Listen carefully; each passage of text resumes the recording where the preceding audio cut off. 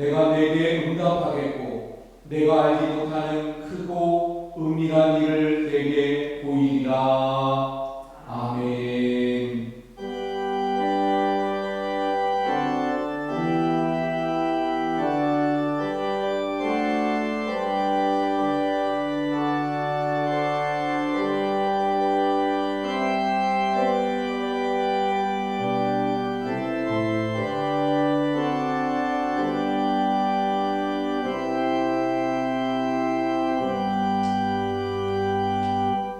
할렐루야. 찬송과 영광을 받으시게 합당하신 하나님, 추석 명절 연휴 끝에 있는 주일에 주님 앞에 예배하고자 저희들이 성전에 또 가정에서 영상으로 주님 앞에 예배드리게 하심을 감사합니다. 하나님, 이 시간 오직 성령으로 충만하게 하시고 저희들의 예배를 통해서 하나님께서 영광 받으시는 아름답고 흠양하시는 예배로 하나님께 올려드리게 해 주옵소서.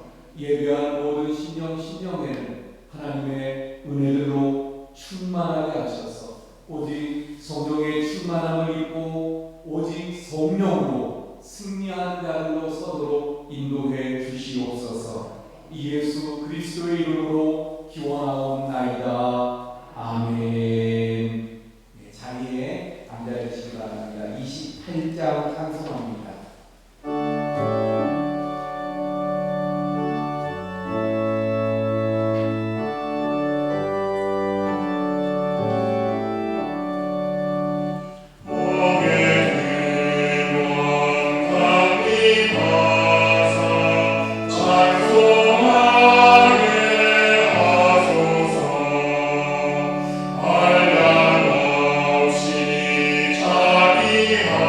하시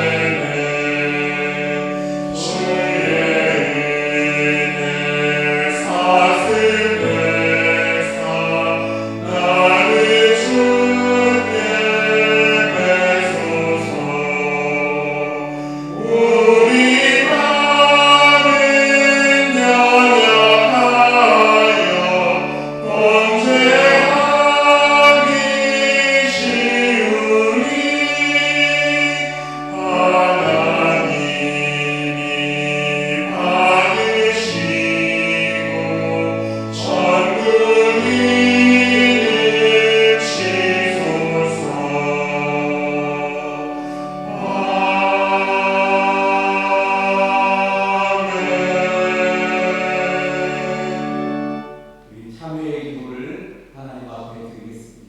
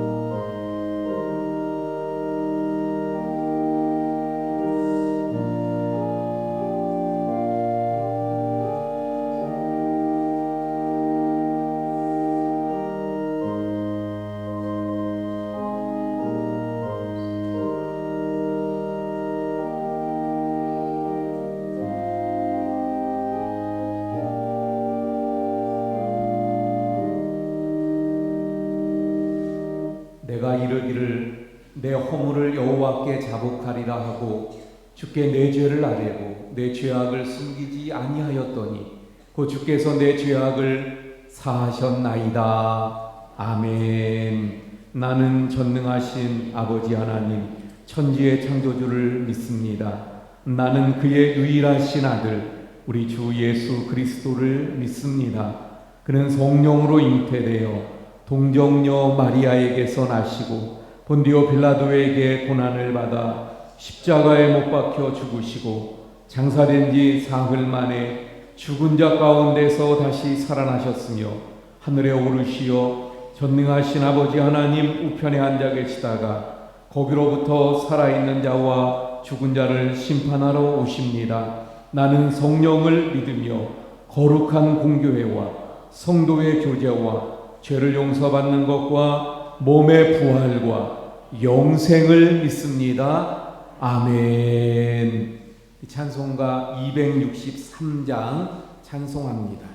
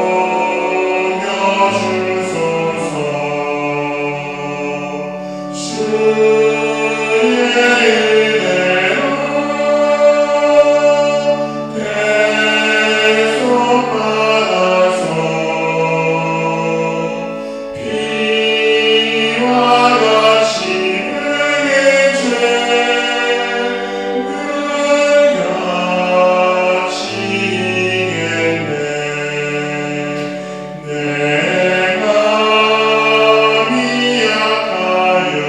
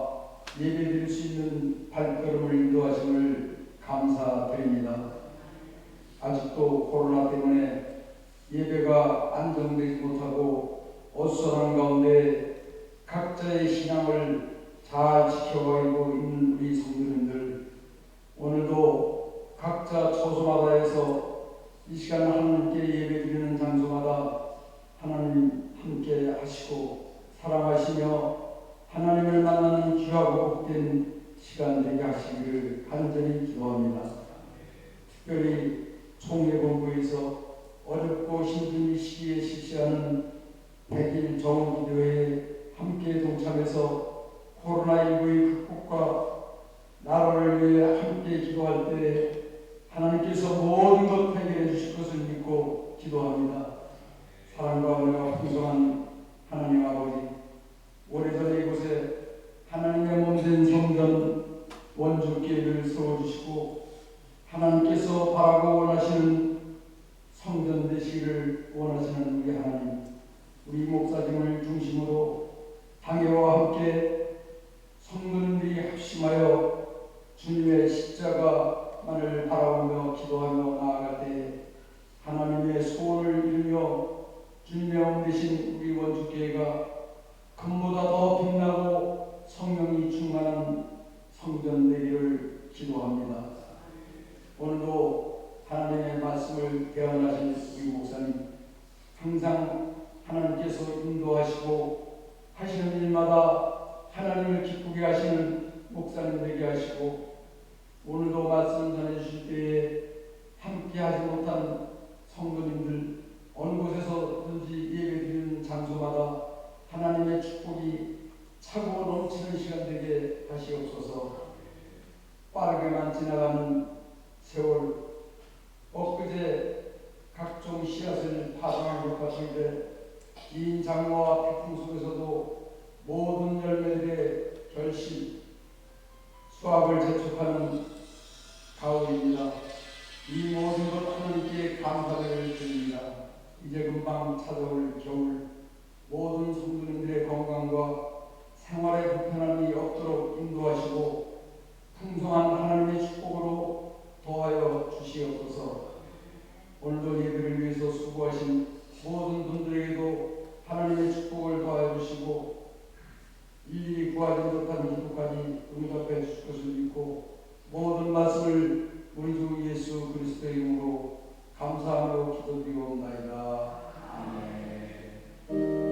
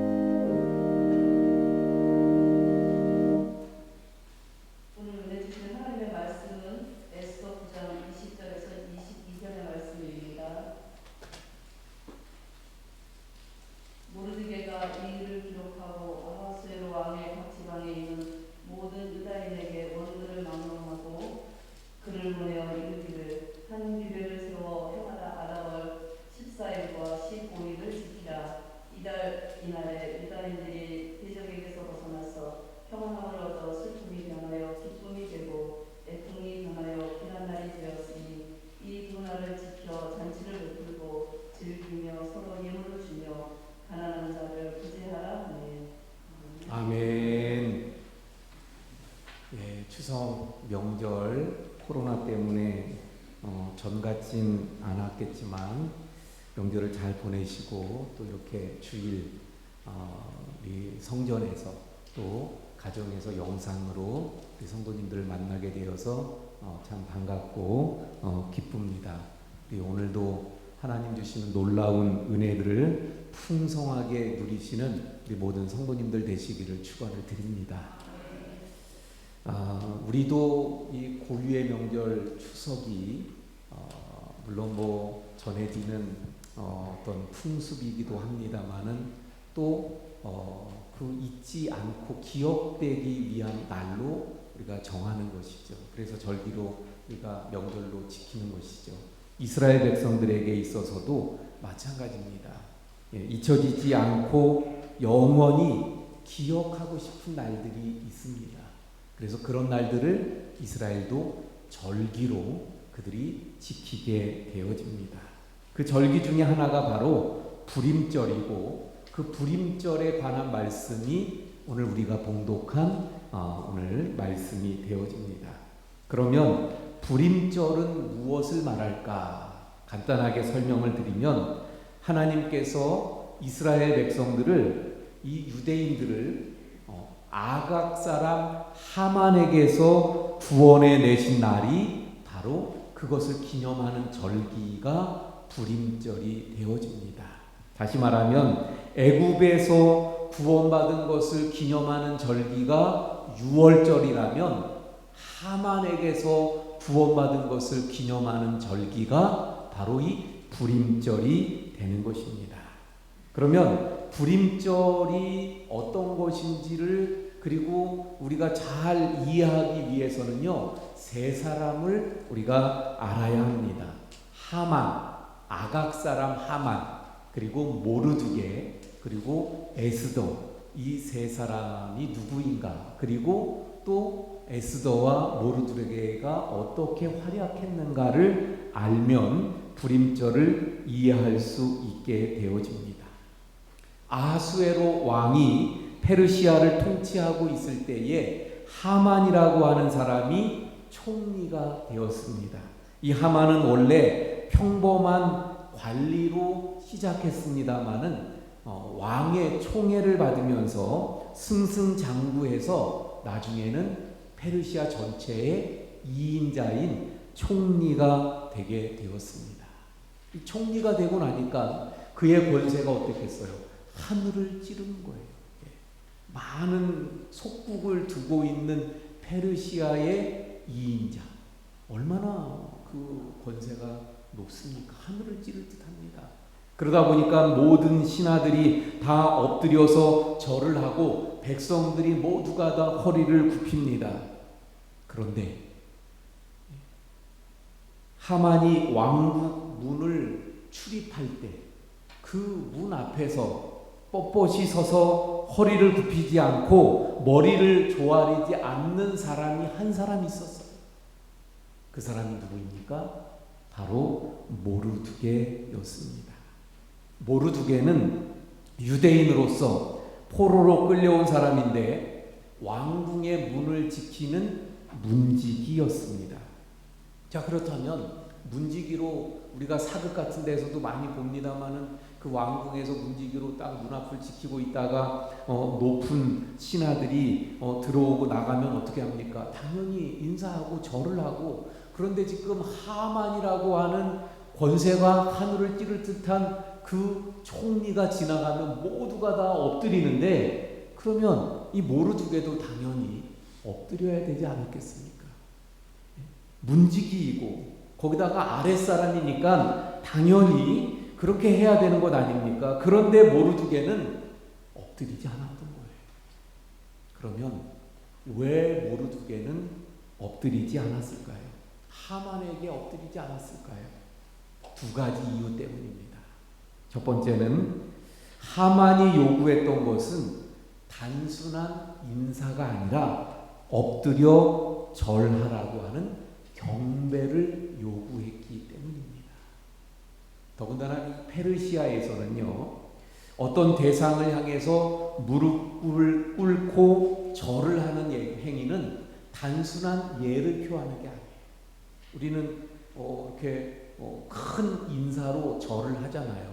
그게 예의를 표하는 것이잖아요. 그런데 페르시아에서는 그렇게 꿇어 엎드려서 절을 하는 것은 예의를 표하는 것이 아니라 더 넘어서 경배, 어떤 심적인 경배를 표현하는 것입니다. 그러니까 모르드게 입장에서는 지금 하만이 자기 자신에게 무릎을 꿇고 절을 하라는 것은요, 신적인 그런 경배를 하라는 건데, 모르드게 입장에서는 하나님만이 경배를 받으실 대상이잖아요. 그런데 하나님이 아닌 사람이 그 경배를 받겠다고 하라고 하니까 모르드게 입장에서는 그런 경배를 할 수가 없었던 것입니다. 두 번째 이유는 하만이 누구라 그랬습니까? 아각 사람이라 했어요. 아각의 후손. 아각은 그러면 누구입니까? 아각은요, 저 위로 거슬러 올라가면 사무엘 시대 때 아말렉의 왕이 바로 아각입니다. 사무엘에 의해서 죽임을 당했죠. 그 후손입니다. 다시 말하면 아말렉의 후손이라는 거예요. 그래서 이 하만은 아말렉의 후손이고 모르드게는 이스라엘 후손입니다. 유대인입니다. 두 민족 간에는 어떤 관계예요? 원수 관계라고 말할 수 있어요. 원수지간입니다. 이스라엘 백성들이 출애굽해서 가나안 땅을 향해서 갈 때 아말렉이 어떻게 했어요? 그들의 길을 가로막고 그리고 이 이스라엘 백성들을 괴롭혔던 족속이 바로 이 아말렉입니다.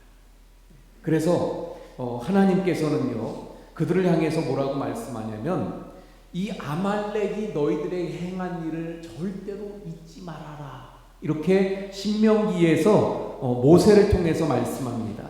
그리고 그 가나안 땅에 들어간 이후에도 아말렉의 이름을 천하에서 도말해라, 이렇게 말씀합니다. 출애굽기 17장 16절에서도 보면 이렇게 말씀해요.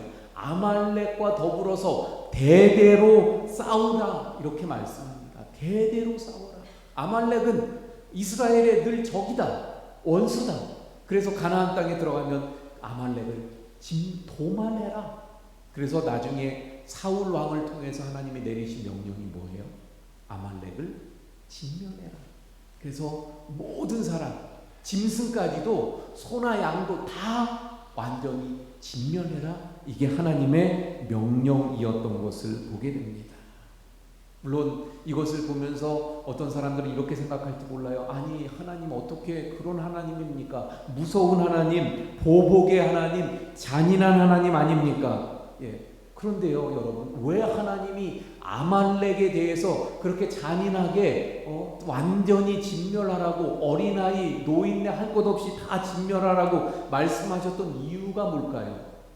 다름이 아니라 아까도 말씀드린 것처럼 출애굽 때에 이 출애굽한 이스라엘 백성들에게 가나안 땅을 향해서 나아갈 때에 그들을 가로막고, 그리고 비열하게, 피곤해서 또는 몸이 좋지 않아서 그 행렬에서 이탈되어지고 낙오된 사람들을 침략하고 그들을 침범하고 이렇게 공격했던, 그래서 이스라엘에게 굉장히 좀 아픔을 주고 어렵게 했던 그런 존재가 바로 아말렉입니다. 영적으로 말하면 거듭난 그리스도인들이 저 천성을 향해, 천국을 향해서 나아가는데 그 나아가는 길을 가로막을 뿐만 아니라 연약해서 뒤처진 성도들을 공격하는 어둠의 세력의 상징이 바로 이 아말렉입니다. 그래서 이 아말렉은 단순한 한 족속이 아니라 구원받은 하나님의 백성들을 대적하는 원수를 상징하는 거예요. 우리 성도들이 믿음의 성장을 가로막고 믿음의 전진을 방해하는 그런 어둠의 세력이 바로 이 아말렉인 것입니다. 그래서 이 아말렉의 공격은 지금도 우리에게 계속되고 있는 거예요. 우리가 저 천국을 향해서 나아가고 있는데 우리의 그 믿음의 행진을 방해합니다. 믿음의 성장을 방해합니다. 그리고 우리 원주 성결교회라고 하는 우리 공동체가 함께 천국을 향해서 가고 있는데 여기서 뒤처지거나 낙오되는 성도들이 있으면 그들을 공격하는 것이 이 아말렉입니다. 그러므로 우리가요, 이 아말렉의 공격을 받지 않으려면 어떻게 해야 되느냐? 이탈되지 말아야 돼요. 낙오되지 말아야 합니다. 우리 원주 성결교회라고 하는 공동체 안에서 늘 함께 움직여 가야 아말렉의 공격을 받지 않게 되는 거예요. 그러므로 우리가 원주 성결교회 공동체 안에서 우리가 함께 기도합시다 하면 함께 기도하고, 함께 하나님의 말씀을 우리가 계속 봅시다 하면 함께 보고, 또 함께 예배합시다 하면 그 예배에 함께 동참하고, 그래서 낙오됨이 없고 이탈됨이 없어야지 낙오되어지고 이탈되어지면 아말렉의 공격의 대상이 되고 마는 것입니다. 자, 여러분, 이렇게 아말렉이 하나님의 백성 이스라엘을 대적하는 그런 원수였기 때문에 모르드게는 하만에게 엎드려서 절을 하지 않았던 이유가 되는 것입니다. 자, 그런데 이 하만 입장에서 보면요, 그 왕궁을 드나들 때마다 다 모든 사람들이 자신에게 엎드려 절을 하고 그 허리를 숙이고 막 이러는데, 허리를 굽히고 이러는데 유독 문을 지키고 있는 문지기 하나가 꼿꼿하게 서서 가만히 있는 거예요. 그가 누군가 봤더니 모르드게요, 유대인에서 끌려온 포로입니다. 하만이 분노하게 되어지고, 그래서 결국 하만이 이를 꾸미게 되어집니다. 그런데 이참에 모르드게뿐만이 아니라 저 모르드게가 속한 유대인 전체를 다 몰살해 버려야지, 이런 계략을 꾸미게 되어진 거예요. 당시의 페르시아 왕국에는 70만 명의 유대인들이 살고 있었다고 합니다. 그 70만 명의 유대인을 다 완전히 몰살시키려는 그런 계략을 가지게 되는 거예요. 근데 여기에는 왕이, 이 민족을, 유대 민족을 다 몰살시켜 버리려면 왕의 허락이 있어야만 합니다. 그래서 이 하만이 왕에게 나아가서 이렇게 이야기합니다. 임금님의 나라에 각 성에 있는 그 한 민족이 있는데, 그 민족은요 법률이 달라서, 그래서 왕에게 전혀 해가 됩니다. 전혀 유익하지 않고 해가 될 그런 민족입니다. 이런 민족은 그냥 없애버려야 합니다. 이렇게 왕에게 이야기하는 거예요. 그러면서 그 민족을 제가 다 멸해버릴 테니까, 그러니까 조서에 도장을 찍어주세요. 그러면서 은 1만 달란트를 내놓습니다. 그랬더니 아무것도 모르는 왕은 자기의 왕후 에스더가 속해 있는 유대인이라는 것도 모르고 그냥 그 조서에 자기의 왕의 도장을 찍습니다. 그래서 왕의 그 도장이 찍힌 이 조서가 전국에 내려지게 되는데, 그 내용이 무엇입니까? 12월 13일 날 페르시아 제국에 있는 이 나라에 있는 어느 도성이든지 그 나라에 있는 모든 유대인들을 다 진멸해라, 이런 조서가 내려지게 된 거예요. 왜 그럼 하필이면 12월 13일입니까? 그날이 어떤 날이기 때문에 그래요? 아무 이유 없어요.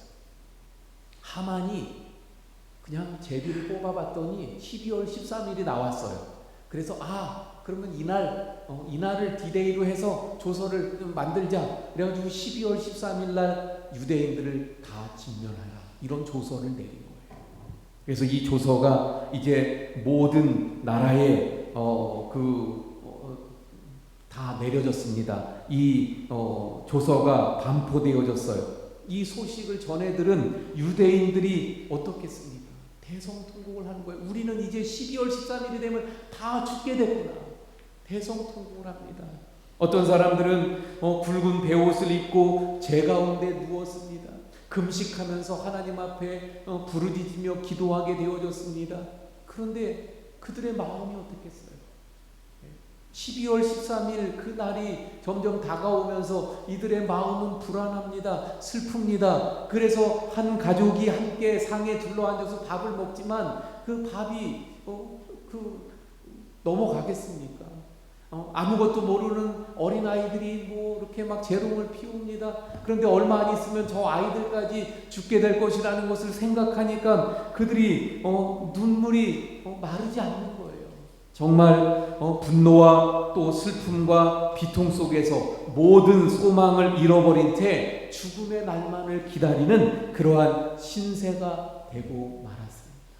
이게 유대인들의 지금 상황입니다. 그런데 놀라운 일이 벌어집니다. 왕의 도장이 찍힌 또 다른 조서가 온 나라에 또 반포되어지게 됩니다. 두 번째 그 새로운 조서가 반포된 거예요. 온 나라에 전달된 것입니다. 그런데 그 두 번째 나온 조서의 내용은 어떤 내용입니까? 유대인들을 진멸하려고 했던 그 일당들을 다 죽여라. 이런 조서가 내려지게 된 것입니다. 무슨 말이에요? 원래 12월 13일이 되면 유대인들이 다 진멸당하게 되어진 거예요. 그런데 두 번째 조서는 어떤 내용이냐면 12월 13일 날 유대인을 죽이려고 했던 그 일당들을 다 진멸하고 도륙해라. 그래서 원수를 갚아라. 이런 조서가 내려지게 된 것입니다. 아니 어떻게 이런 일이 있을 수 있습니까? 어떻게 이런 일이 벌어진 것일까요? 원래는 유대인이 죽어야 되는데 왜 갑자기 완전히 역전돼서 유대인이 오히려 원수를 갚으라는 조서가 내려진 걸까요? 다름이 아니라 바로 하만의 음모가 모르드게와 에스더를 통해서 왕이 알게 되었기 때문입니다. 그래서 그 내용은 길게 말씀드리진 않겠어요.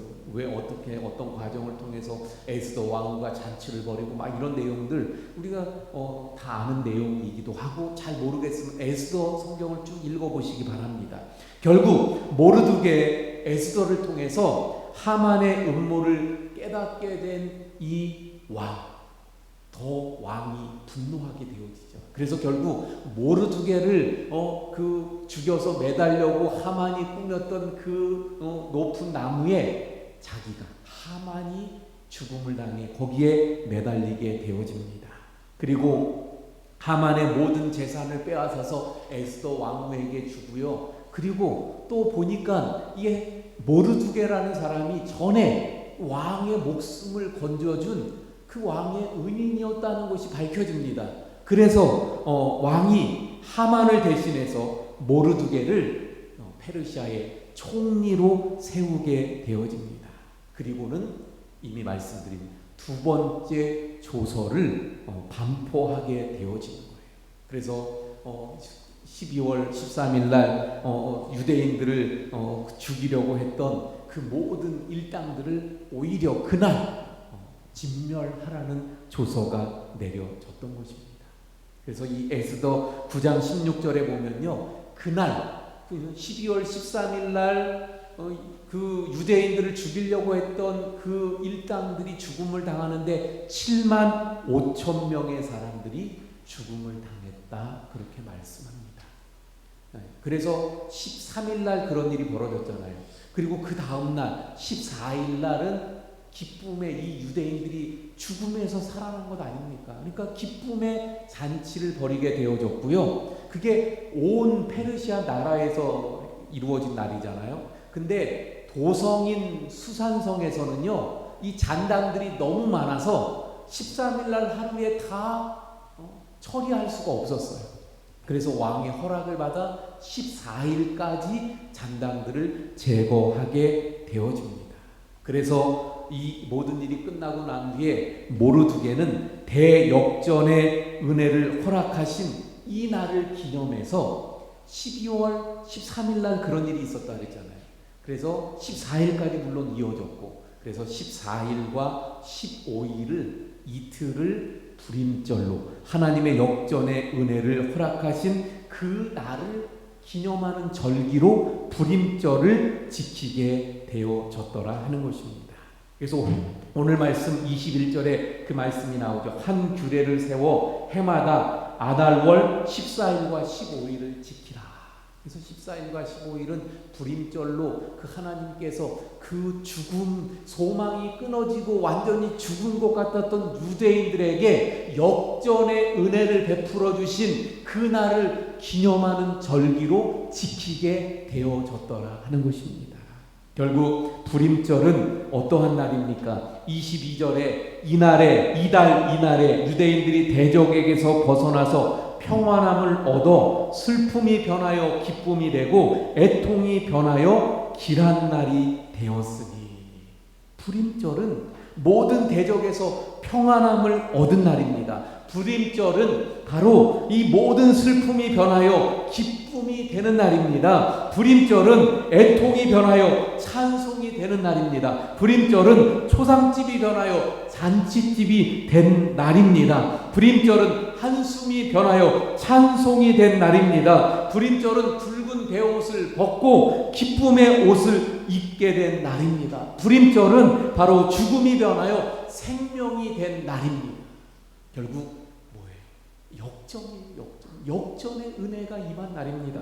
하나님은 역전의 하나님이신 줄 믿으시길 바랍니다. 우리 하나님은 역전의 은혜를 우리 하나님의 백성들에게 베풀어 주시는 분인 줄 믿으시길 바랍니다. 그래서 성경에 보면 이 역전의 은혜를 받은 사람들이 나옵니다.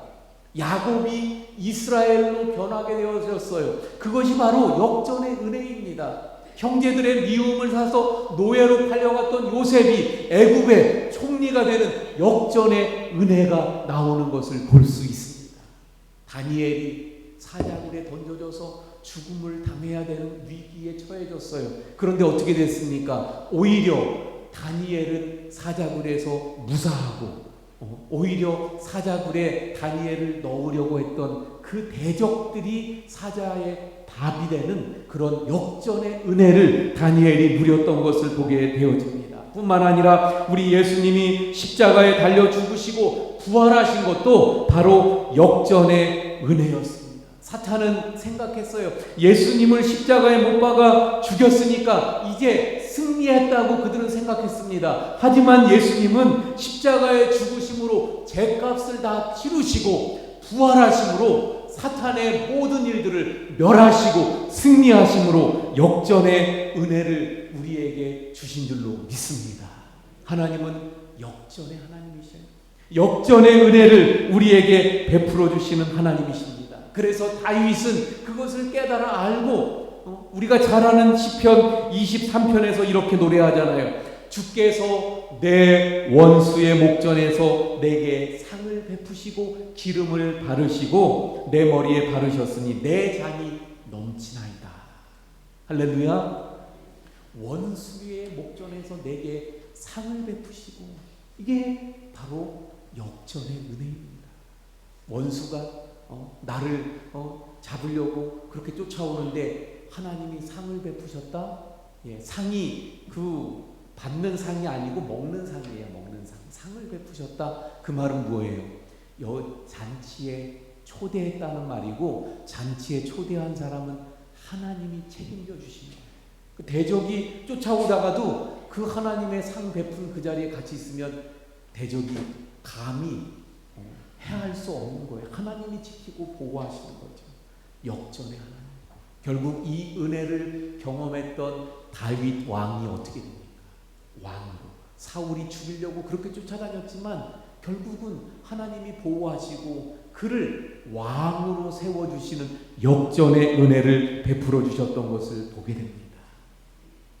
운동 경기에만 역전이 있는 것이 아니에요.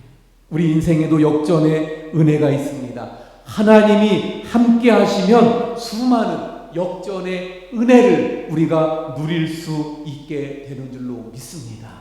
그러므로 사랑하는 성도 여러분, 포기하지 마시기 바랍니다. 힘들다고 낭망하지 마시기를 바랍니다.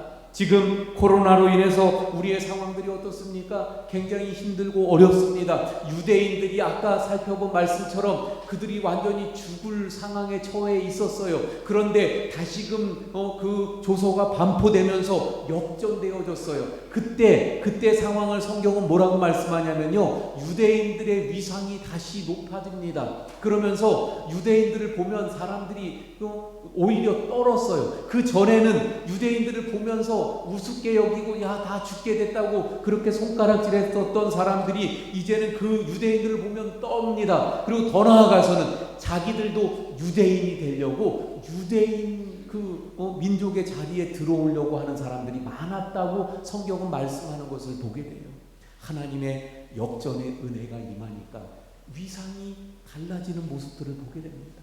코로나로 인해서 오늘날 한국 교회가, 우리 교회가, 또 우리 성도들이 정말 위상이 떨어졌고 굉장히 어려움들을 당합니다. 또 그런가 하면 코로나 때문에 경제적인 어려움을 당하는 우리 성도들도 얼마나 많아요. 많은 어려움들이 있어요. 고통이 있습니다. 그런데 여러분, 역전의 하나님을 바라보시길 바랍니다. 역전의 하나님을 기대하시길 바랍니다. 역전의 그 은혜를 사모하시기를 바랍니다. 하나님께서 반드시 우리에게 이러한 역전의 은혜를 베푸시게 될 줄로 믿습니다. 여기 유대인들이 그 죽음의 문턱에서 그들의 능력이 있어서 다시 역전된 것이 아닙니다. 그들이 힘이 있어서가 아닙니다. 그들이 실력이 있어서가 아니었어요. 오직 하나님의 은혜로 왕의 칙령이 내려졌기 때문인 것을 보게 되어집니다. 바로 역전의 은혜는 하나님의 능력, 오직 하나님의 권능으로 되어지는 줄로 믿습니다. 그런데 이 하나님의 역전의 은혜가 어떻게 임하였습니까? 이 불임절의 은혜는요, 하나님께서 주신 은혜입니다. 그렇지만 그날의 기쁨은 기도로 이루어졌던 것을 볼 수 있어요. 이스라엘 백성들이 금식하며 하나님 앞에 통곡하며 기도했습니다. 에스더가 기도했어요. 그러면서 온 유대인들로 하여금 기도를 부탁하고, 그래서 결국 그 과정에 보면 기도였던 것을 보게 되어집니다. 하나님의 이 역전의 은혜가 기도 가운데 임하였던 것을 보게 됩니다. 지금 우리의 상황 속에서 우리도 역전의 은총을 기대합니다. 역전의 은혜를 사모합니다. 역전의 은혜를 간구해야 돼요. 그런데 바로 그 중간의 과정에 필요한 것이 무엇입니까? 기도인 줄로 믿습니다. 하나님의 이 역전의 은총은 하나님의 은혜로 임하였지만 그날의 기쁨은 기도로 이루어졌다는 사실을 기억하시고 우리 함께 기도합시다. 기도하며 하나님의 지금의 상황 속에서, 지금의 상황 속에 있는 우리 그리스도인들에게, 지금의 상황 속에 있는 나에게 하나님께서 베풀어 주실 그 역전의 은혜를 기도하면서 기대하시고, 기도하면서 간구하시고, 기도하면서 그 역전의 은혜를 사모해서 결국은 마침내 이스라엘 백성들처럼 불임절의 영광, 그 은혜의 그 역전의 은혜를 누리는 우리 성도님들 모두가 되시기를 축원을 드립니다.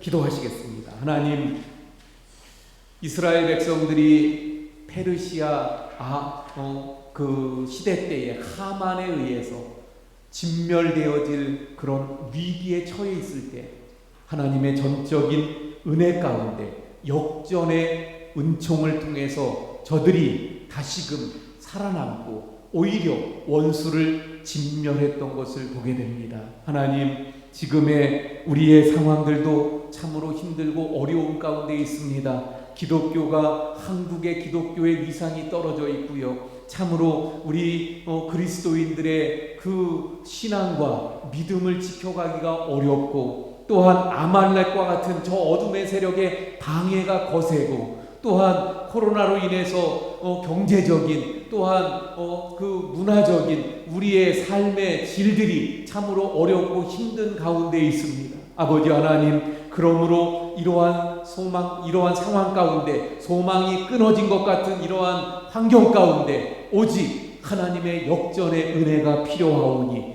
역전의 은혜를 기대하며 역전의 은혜를 사모하며 저희들 기도할 때 하나님 역전의 은혜를 내려주셔서 그 은혜를 누리는 우리 모든 성도님들이 되게 해 주시옵소서. 예수님 이름으로 기도하옵나이다. 아멘. 우리 찬송가 545장 찬송합니다.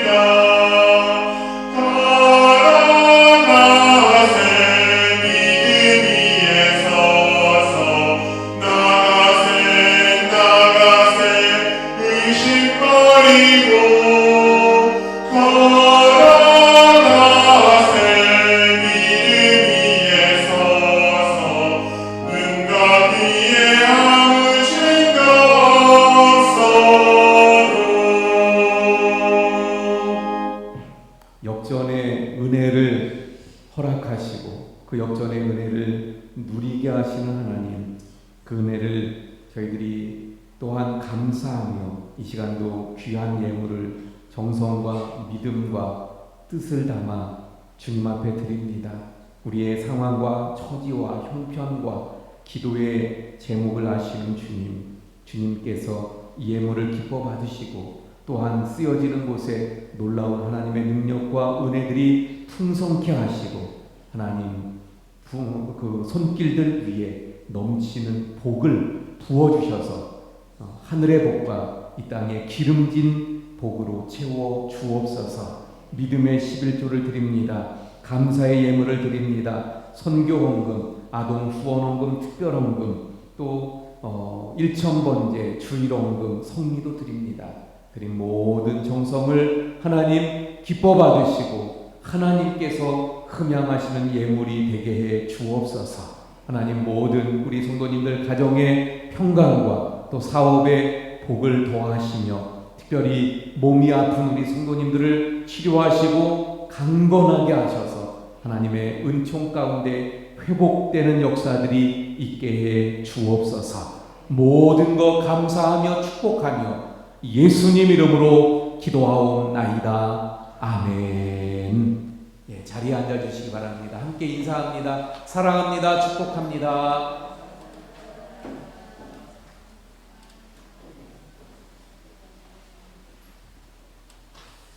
예, 교회 소식 전해드립니다.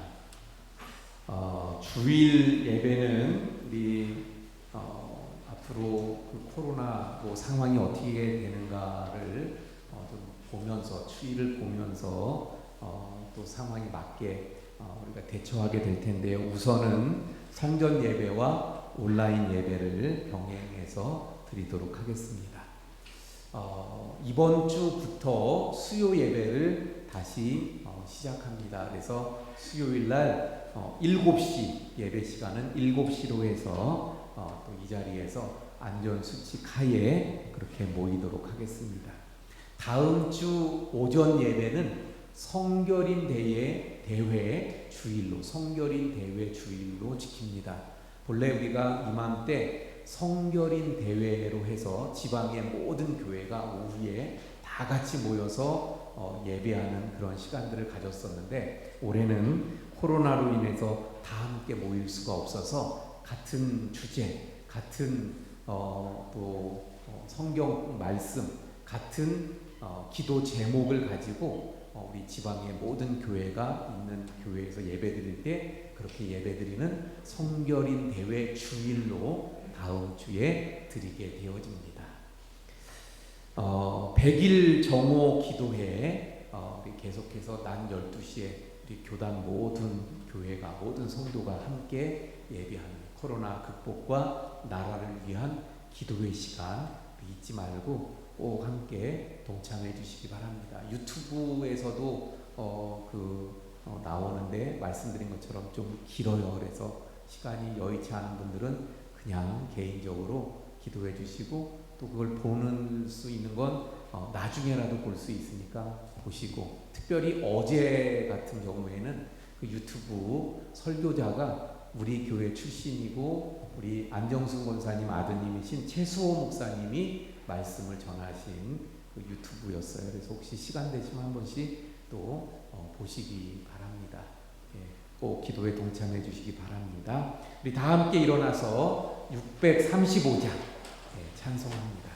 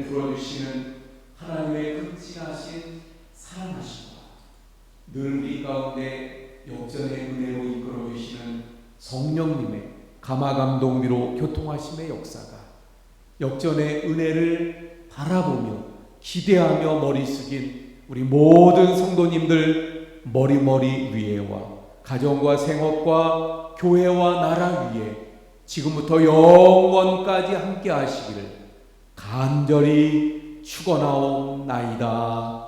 아멘.